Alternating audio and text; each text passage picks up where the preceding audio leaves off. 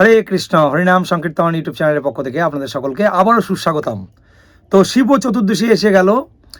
তো আজকের ভিডিও আমরা আলোচনা করব এই শিবরাত্রি ব্রত অর্থাৎ শিব চতুর্দশী ব্রত আপনারা কিভাবে পালন করবেন, কিভাবে আপনারা অভিষেক করবেন, কিভাবে পুজো করবেন, পুজোর উপকরণ কি কি লাগে, এবং সবথেকে বড় বিষয় যেটি যে কৃষ্ণ ভক্তরাও কি এই শিবরাত্রি ব্রত কি পালন করতে পারবে, এবং এই ব্রতটি কবে, 8ই মার্চ 2024 শুক্রবার নাকি 9ই মার্চ 2024 শনিবার। তো এই বিষয়ে শাস্ত্র সিদ্ধান্ত অনুযায়ী আমরা বিস্তারিতভাবে আলোচনা করব। তাই আপনারা আমাদের সঙ্গেই থাকুন, ধৈর্য ধরে সম্পূর্ণ ভিডিওটি আপনারা দেখুন, তাহলে অবশ্যই আপনারা বিষয়টি বুঝতে পারবেন। হরে কৃষ্ণ।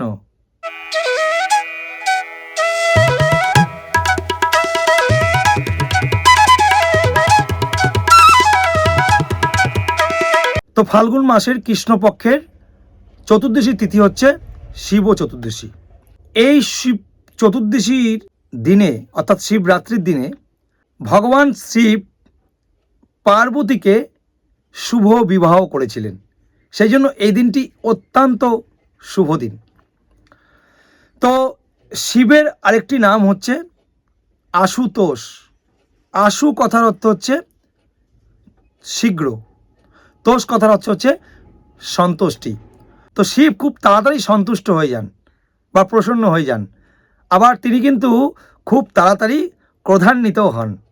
তো হরিভক্তি বিলাসে উল্লেখ আছে সকল কৃষ্ণ ভক্তদের, সকল বৈষ্ণবদের এই শিবরাত্রি ব্রত পালন করা অবশ্যই কর্তব্য। তো কখনো শিবের যারা উপাসক তাদের কখনো কৃষ্ণ যারা ভক্ত তাদেরকে নিন্দা করা উচিত নয়। বা কৃষ্ণ ভক্ত মানে আপনি কৃষ্ণ ভক্ত বলে, কৃষ্ণের উপাসক বলে আপনার কখনোই কিন্তু শিব ভক্তদের কখনো নিন্দা করা উচিত নয়। সেটি হচ্ছে কপট। এটি কখনোই করা উচিত না। আপনি বৈষ্ণব হতে পারেন, আপনি কৃষ্ণ ভক্ত হতে পারেন, কিন্তু আপনি যদি শিব ভক্তকে, শিবের উপাসককে আপনি যদি নিন্দা করেন, তাহলে আপনি কখনোই কিন্তু ভগবত ধামে প্রত্যাবর্তন করতে পারবেন না। এই বিষয়টা আমাদের কিন্তু সতর্ক থাকা অবশ্যই দরকার। হরিভক্তি বিলাসের 14:127 বিলাসে আমরা দেখতে পাই যে ফাল্গুন মাসের কৃষ্ণপক্ষের চতুর্দশী তিথি শিবের অত্যন্ত প্রিয়। ভগবান বিষ্ণুর প্রীতি সাধন করবার জন্য সকল বৈষ্ণবের এই শিব চতুর্দশী ব্রত পালন করা অবশ্যই কর্তব্য। শিব হচ্ছে সকল বৈষ্ণবের শিরোমণি। দ্বাদশ মহাজন যে আছে, ভগবান বিষ্ণুর যে 12 জন মহান ভক্ত আছে, মহান বৈষ্ণব আছে, তার মধ্যে শিব হচ্ছে সর্বশ্রেষ্ঠ। সেই জন্য শাস্ত্রে বলা হয়েছে সমস্ত বৈষ্ণবের শিরোমণি হচ্ছে শিব। বৈষ্ণবা যথা শম্ভু, অর্থাৎ শ্রীমদ্ ভাগবতমে এটি উল্লেখ আছে। অর্থাৎ বৈষ্ণবের মধ্যে সর্বশ্রেষ্ঠ হচ্ছে শিব। তো কুর্মপুরাণ থেকে আমরা দেখতে পাই ভগবান বিষ্ণু তিনি ভৃগুমুনির কাছে ব্যক্ত করেছিলেন যে শ্রীহরি প্রয়াণ ব্যক্তিদের বৈকুণ্ঠ লোক গতি হয় সত্য, কিন্তু যদি মহাদেব দেশী হয় তাহলে বৈকুণ্ঠ গতি কখনো হয় না। আরও বলেছেন শিব ভক্ত যদি মদ দেশী হয় এবং মদ ভক্ত যদি শিব দেশী হয় তাহলে চন্দ্র সূর্য পৃথিবীতে যতদিন থাকবে ততদিন নরকে পুচ্ছমান হতে হবে। সেই জন্য আমাদের খুব সাবধান থাকা দরকার যে আমরা কখনো যেন শিব ভক্ত যারা শিবের উপাসক তাদেরকে যেন কখনো আমরা নিন্দা না করি। আপনি হতে পারেন কৃষ্ণ ভক্ত, কিন্তু আপনার কখনো শিব ভক্তদের নিন্দা করা উচিত নয়, বা শিব ভক্তদের কখনো কৃষ্ণ ভক্তকে বা বৈষ্ণবকে কখনো কোনোভাবে নিন্দা করা উচিত নয়, কখনো সমালোচনা করা উচিত নয়। তো সকল বৈষ্ণবদের এই শিবরাত্রি ব্রত অর্থাৎ শিব চতুর্দশী ব্রত পালন করা অবশ্যই কর্তব্য। শিব যে সর্বশ্রেষ্ঠ বৈষ্ণব সেটি কোথায় লেখা আছে? শ্রীমদ্ ভাগবতমের দ্বাদশ স্কন্দের 13 নম্বর অধ্যায়ের 16 নম্বর শ্লোকে লেখা আছে নিম্নগানং যথা গঙ্গা দেবনাং অচ্যুত যথা বৈষ্ণবাং যথা শম্ভু পুরাণাং ইদং তথা। নিম্নগানং যথা গঙ্গা, নিম্নগামী যত নদী আছে তার মধ্যে সর্বশ্রেষ্ঠ নদী হচ্ছে গঙ্গা। নিম্নগানং যথা গঙ্গা দেবানাং অচ্যুত যথা, যত দেবতা আছে সর্বশ্রেষ্ঠ হচ্ছে অচ্যুত। অচ্যুত ভগবান কৃষ্ণের আরেক নাম অচ্যুত, তিনি কখনো চ্যুত হন না। তার নাম হচ্ছে অচ্যুত। বৈষ্ণবানাং যথা শম্ভু, বৈষ্ণবদের মধ্যে সর্বশ্রেষ্ঠ হচ্ছে ভগবান শিব, শম্ভু। পুরাণাং ইদং তথা, অর্থাৎ যে 18টি পুরাণ আছে, 18টি পুরাণের মধ্যে ভাগবত পুরাণ হচ্ছে সর্বশ্রেষ্ঠ। হ্যাঁ, তো স্কন্দ পুরাণের নগরখণ্ড থেকে আমরা দেখতে পাই যে এই জগতে যত শিবলিঙ্গ আছে, যত শিবলিঙ্গ আছে, তা ফাল্গুন মাসের এই কৃষ্ণপক্ষের চতুর্দশী তিথিতে রাত্রকালে নিশি যোগে সেই সকল শিবলিঙ্গর মধ্যে ভগবান শিব স্বয়ং আবির্ভূত হন। প্রতিটা বৈষ্ণবদেরই কর্তব্য হচ্ছে এই শিবরাত্রি ব্রত অত্যন্ত নিষ্ঠা সহকারে, গুরুত্ব সহকারে পালন করার। এই না যে আমি কৃষ্ণ ভক্ত, আমার তো শিবের ব্রত করার কোনো প্রয়োজন নেই, তা নয়। কারণ আমরা যারা বৈষ্ণব, যারা কৃষ্ণ ভক্ত, তারা একটা জিনিসই কামনা করতে পারি যে কৃষ্ণ ভক্তি আমাকে প্রদান করো, কৃষ্ণ প্রেম প্রদান করো। আমাদের এটাই শিবের কাছে চাওয়া উচিত। সেই জন্য আমাদের অত্যন্ত গুরুত্ব সহকারে, অত্যন্ত নিষ্ঠা সহকারে এই ব্রত পালন করা উচিত। এই ব্রত কবে পালন করব, এই নিয়ে অনেক ধোঁয়াশা আছে। 8 তারিখ শুক্রবার পালন করব, না 9ই মার্চ শনিবার পালন করব? 8ই মার্চ 2024 শুক্রবার এই ব্রত পালন করব, না 9ই মার্চ 2024 শনিবার এই ব্রত পালন করব? তো অনেকে অনেক রকম কথা বললো, কে কি বলল, কে কি করলো, সেই দিকে কান দিয়ে লাভ নেই। দেখতে হবে শাস্ত্র কি বলে। পঞ্জিকায় লেখা আছে অমুক, তা না। পঞ্জিকা কিন্তু শাস্ত্র নয়, পঞ্জিকা একটি ক্যালেন্ডার। শাস্ত্র সিদ্ধান্ত আমাদের জানতে হবে, শাস্ত্র কি বলছে। তো হরিভক্তি বিলাসের 1469 উল্লেখ আছে, 2 দিনে প্রদোষ ব্যাপিনী চতুর্দশী হলে প্রথম দিনে ব্রত করা অন্য উপাসকের কর্তব্য। প্রথম দিন ত্রয়োদশী বৃদ্ধা হলে পূর্ব দিনে ব্রত করা বৈষ্ণবের অনুচিত। তাহলে আমরা হরিভক্তি বিলাস থেকে আমরা দেখতে পেলাম যে 2 দিনে প্রদোষ ব্যাপিনী চতুর্দশী হলে প্রথম দিনে ব্রত করা অন্য উপাসকের কর্তব্য, অর্থাৎ স্মার্ত মতে বা শৈব মতে তারা করতে পারে। কিন্তু প্রথম দিন ত্রয়োদশী বৃদ্ধা হলে এটা বৈষ্ণবের করা অনুচিত, কৃষ্ণ ভক্তরা এই ব্রতটি পালন করেন না। তো পদ্মপুরাণের স্বর্গখণ্ডের 42-এর 122 ও পদ্মপুরাণের ব্রহ্মখণ্ডের 24 নম্বর অধ্যায়ে উল্লেখ আছে, ধর্মকামার্থ অভিলাষী ব্যক্তিগণ তৃতীয়া, ষষ্ঠী, অষ্টমী, একাদশী ও চতুর্দশী কখনো পূর্ববিদ্যা করিবে না। চতুর্দশী লাগছে হচ্ছে 8 তারিখ 9টা 58 রাত্রিকালে, এবং পরের দিন 9 তারিখে 6টা 18 সন্ধ্যায় ছাড়ছে। যেহেতু সূর্য উদয়কালীনে 8 তারিখে ব্রাহ্ম মুহূর্তে চতুর্দশী তিথি লাগেনি, স্পর্শ করেনি, সেই জন্য এই ব্রতটি 9 তারিখ শনিবারই পালন করা হবে। অনেকে স্মার্ত মতে বা শৈব মতে অনেকে 8 তারিখ এই ব্রত পালন করতে পারে, সেটা তাদের মতামত। কিন্তু শাস্ত্র সিদ্ধান্ত অনুযায়ী সমস্ত বৈষ্ণব, কৃষ্ণ উপাসক, কৃষ্ণ ভক্ত, তারা 9 তারিখ শনিবারই এই শিবরাত্রি ব্রত পালন করবে। কেননা 9 তারিখ শনিবার দিন ব্রাহ্ম মুহূর্তে সম্পূর্ণ চতুর্দশী তিথি স্পর্শ করেছিল। সেই জন্য এই 8 তারিখ হচ্ছে ত্রয়োদশী বৃদ্ধা, বৃদ্ধা ত্রয়োদশী। সেই জন্য এই বৃদ্ধা ত্রয়োদশী পালন না করে 9 তারিখ চতুর্দশী পূর্ণরূপে লাগছে, সেটি পালন করাই অত্যন্ত ফলপ্রদ, অত্যন্ত শ্রেয়। অনেক ক্ষেত্রে আপনারা জানেন যে একাদশী তিথি দশমী বৃদ্ধা হলে সেই একাদশী পালন করা উচিত না।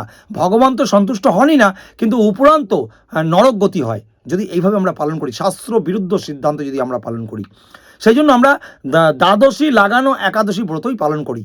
তো জন্মাষ্টমীর ব্রত সপ্তমী বিদ্যা হলে সেটি পালন করা যায় না, কারণ সেটা ভগবান সন্তুষ্ট হয় না। তো একাদশী, দ্বাদশী, ত্রয়োদশী, চতুর্দশী, দ্বিতীয়া, তৃতীয়া, এই তিথিগুলো অত্যন্ত গুরুত্বপূর্ণ। যেমন এক্ষেত্রে এই ত্রয়োদশী বৃদ্ধা হওয়ার জন্য এই চতুর্দশীকে অশুদ্ধ করে রেখেছে, সেই জন্য এটি আমাদের 9 তারিখ অর্থাৎ শনিবার এই চতুর্দশীর তিথি পালন করা অবশ্যই কর্তব্য।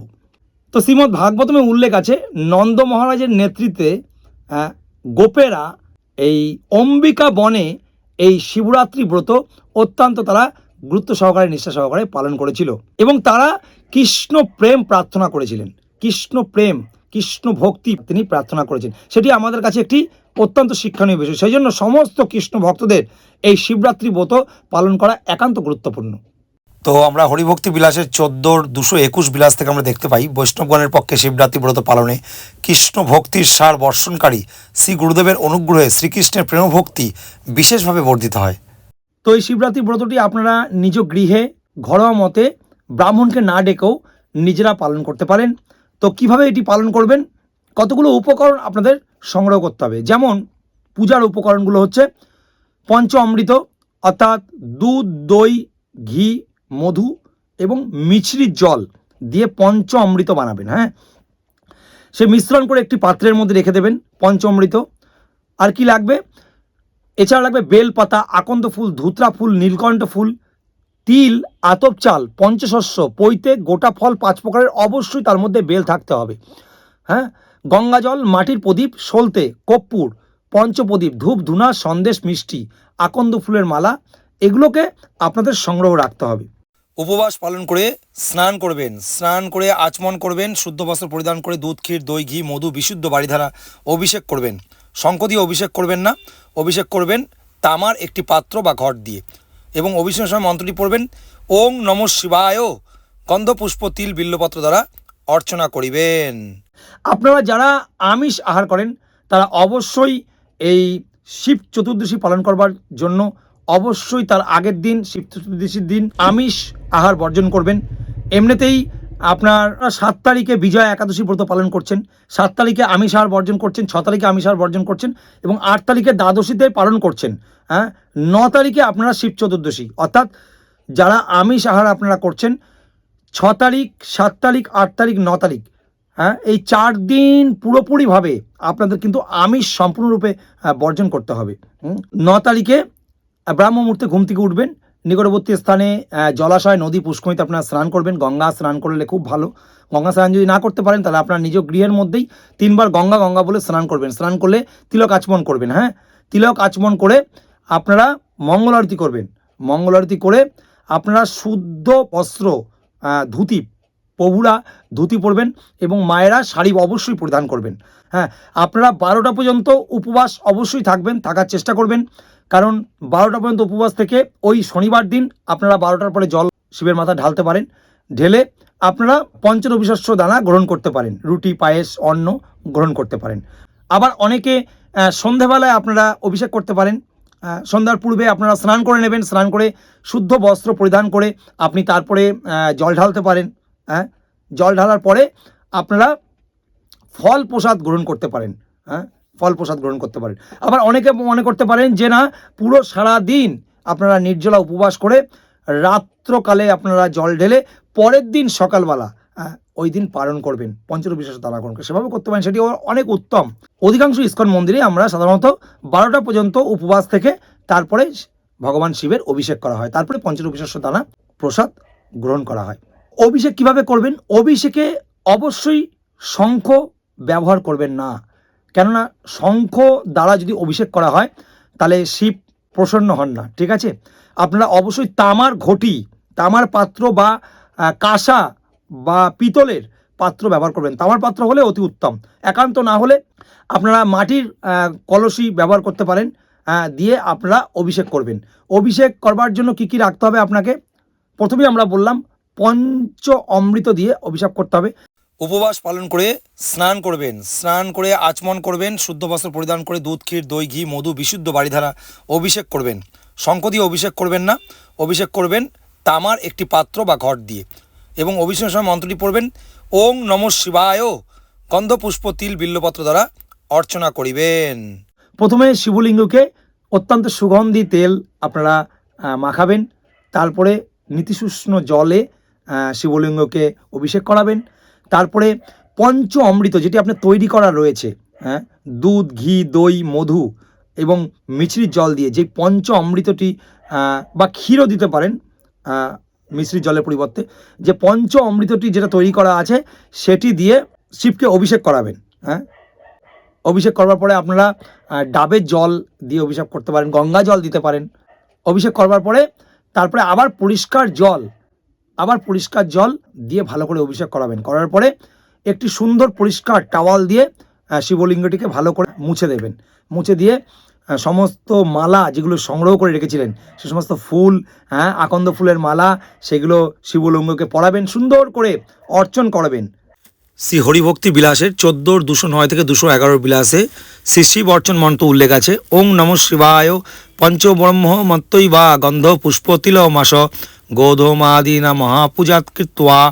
ওং অদ্যায় নমঃ, ওং বামুনায় নমঃ, ওং তৎপুরুষায় নমঃ, ওং অঘরায় নমঃ, ওং ঈশানায় নমঃ। এবং পঞ্চব্রক্তানি পুষ্পাদিতি সম্পূজ্য পশ্চাদিষ্ট পুষ্পং সমর্পয়েত। যে 5 প্রকার ফল রাখার ছিল সেগুলো শিবলিঙ্গের উপরে নিবেদন করবেন। এরপর ধূপ দ্বীপ অর্পণ করে আরতি করবেন এবং শঙ্খ দ্বারা অর্ঘ্য প্রদান করবেন এবং বৈষ্ণবকে দক্ষিণা প্রদান করবেন। অর্ঘ্য একটি মন্ত্র আছে, গৌরী বল্লভ দেবেশ সপাঢ্য শশী খর বর্ষপাপ ও বিশুদ্ধতম অর্ঘ্যং মে প্রতিগৃহ্যতাম। এভাবে পূজা, অভিষেক, অর্ঘ্য প্রদান এবং প্রণাম নিবেদন করে পূজারী পুরোহিত শুদ্ধ ব্রাহ্মণ বৈষ্ণবকে দক্ষিণা প্রদান করবেন। শিবকে সরাসরি ভোগ আপনি দিলে তুলসী পত্র নিবেদন করবেন না।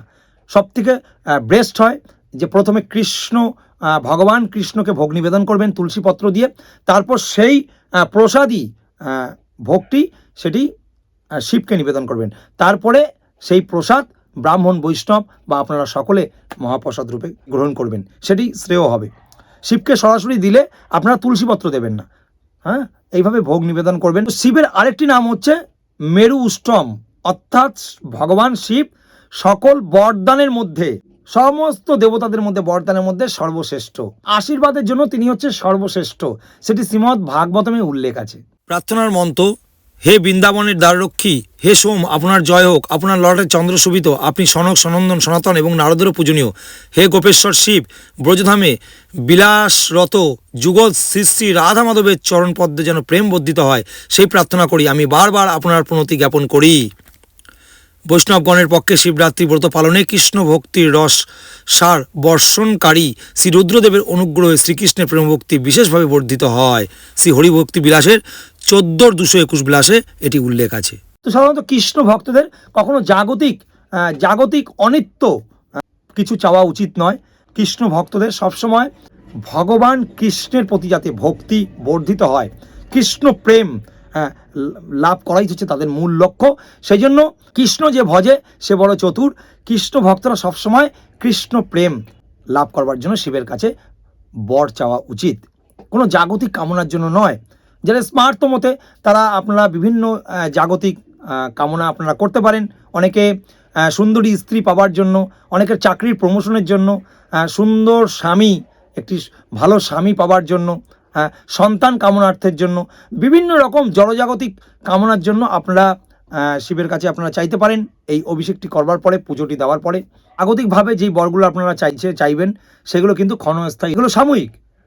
শিব অল্পতেই প্রসন্ন হয়ে যান, কিন্তু সেগুলো অনিত্য। জাগতিক উদ্দেশ্যে কখনো শিবের কাছে জড়জাগতিক বর কখনো শিবের কাছে চাওয়া উচিত নয়। কৃষ্ণ ভক্তদের শিবের কিন্তু নিন্দা কোনোভাবেই করা উচিত নয়। ভগবান ভগবদ্গীতায় বলেছেন সকলের প্রতি সমদৃষ্টি সবার জন্য। ভগবদ্গীতায় ভগবান 5 নম্বর অধ্যায় 18 নম্বর শ্লোকে ভগবান বলেছেন, বিদ্যা বিনয় সম্পন্নে ব্রাহ্মণ্যে গভি হস্তিনী শুনে চৈব সপাকে চ পণ্ডিতা সমদর্শিন। অর্থাৎ জ্ঞানবান যারা পণ্ডিত, বিদ্যা বিনয় সম্পন্ন ব্রাহ্মণ, গাভী, হস্তি, কুকুর, চণ্ডাল সকলের প্রতি সমদৃষ্টি পরায়ণ হন। সেই জন্য কারোর প্রতি হিংসা করবেন না যে আমি কৃষ্ণ ভক্ত, আমার শিবের উপাসক করার দরকার নেই, বা শিব ভক্তরা যে কৃষ্ণ ভক্তদের নিন্দা করবার, এটা কখনোই করবেন না। সকলের সমদৃষ্টি পরায়ণ হবেন, কিন্তু এটা করলে কখনো শিব প্রসন্ন হবেন না বা ভগবান বিষ্ণু প্রসন্ন হবেন না, সেটা আমরা শাস্ত্র সমেত আলোচনা দেখেছি। তো সেই জন্য আপনারা অত্যন্ত নিষ্ঠা সহকারে, গুরুত্ব সহকারে এই শিব চতুর্দশী ব্রত পালন করুন।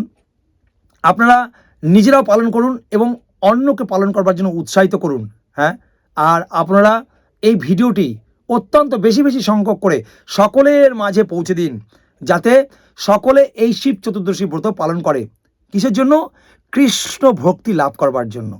এবং যারা শৈব মতে বা স্মার্ত মতে তারা আপনারা জড়জাগতিক কামনা করতে পারেন, সেটা করতে পারেন, কিন্তু মূল সবচেয়ে শীর্ষতম বর যেটি মূল বিষয় সেটি হচ্ছে কৃষ্ণ ভক্তি লাভ করা।